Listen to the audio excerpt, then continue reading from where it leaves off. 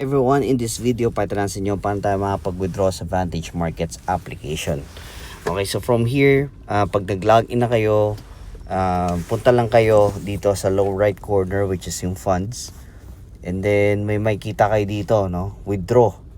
So click nyo lang yan, yan naka-circle na yan. And then pupunta kayo dito, mamimili kayo kung saang account, kung anong account ninyo ang withdrawhan ninyo.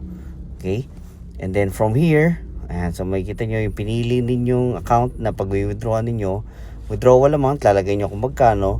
Or pwede rin naman kung gusto nyo lahatin, click nyo lang yung max. And then from here, okay, so sample lang yan 50 and click nyo lang continue. Okay, so from here, next page na makikita ninyo. Ayan, so select withdrawal method. So click nyo yung arrow na yan. And then mapupunta kayo dito. Okay, so kung gusto niyo mag-withdraw sa GCash, click niyo yung local bank transfer. But there are a lot of ways to withdraw, no? So pwedeng USDT, pwedeng sa crypto.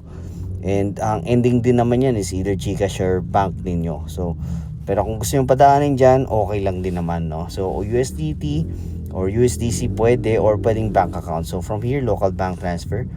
And then ito, makikita niyo, lalagay niyo lang, hanapin niyo lang diyan sa bank name GCash. Okay, so next, ayan, na-fill up na natin bank name GCash. And then yung bank branch yan, since online naman yan, NA lang. Okay, yung bank account name is yung pangalan ninyo, of course, GCash. Make sure na yung GCash ninyo and yung name nyo dito is the same. Okay, account number is yung mobile number ninyo na ginagamit niyo with GCash. And then click nyo lang submit. Click nyo na rin yung save my account for future. Yan, para isi-select nyo na lang siya next time. And then from here, ayan, so ito na yung summary. All you need to do is review. Okay? So naka-automatic na rin yung exchange rate niyan. So click nyo lang yung submit. So from here, ayan, nag-process na siya. And then your withdrawal request was successful and will be processing within 9 minutes, no? And 9:52 minutes. Okay? So ito yung summary, no? So yung exchange rate, yung withdrawal account, order time, order number, and yung withdrawal method. Okay, so back nyo lang kung gusto nyo bumalik dun sa app ninyo.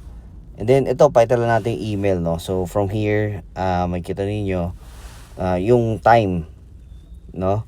So yung time na kung anong oras natin siya withdraw. Okay, so and ito naman, so makikita ninyo, no? 10:32 siya withdraw, 10:44, so 12 minutes.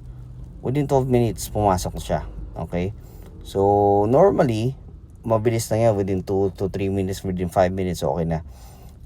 Siguro matagal na nga to, no, itong 12 minutes na to. And from here, makikita nyo yung summary, has been processed successfully. Alright, so that's it on how we can withdraw our profits sa Vantage Markets app. Very easy and very reliable, no? Sobrang bilis lang. So thank you so much for watching. You have a great day.